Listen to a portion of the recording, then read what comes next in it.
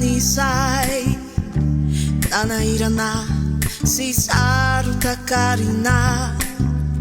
tsy hoe ratsy fanahy na miavona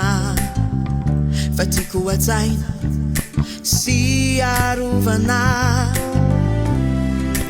sanefaky olombelona tsy ho mafito ny fitiavako anao efa lasanao ny foko sy manodidinay fa velao ao anananiaiko dunia milako anao itiko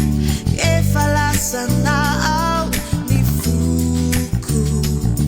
sy manodidinay avelao ao anananiaiko dunia milako anao itiko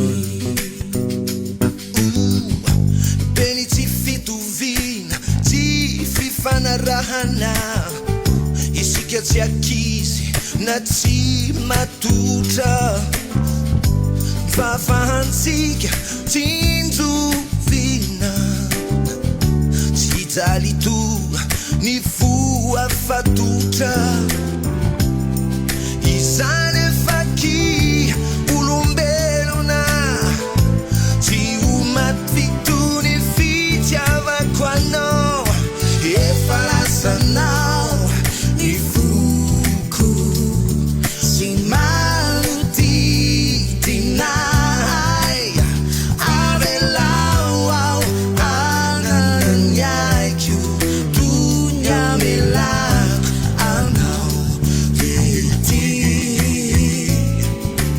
efa lasanao ny foko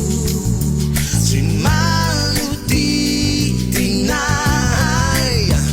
avelao ao anananiaiko dunia milako anao ity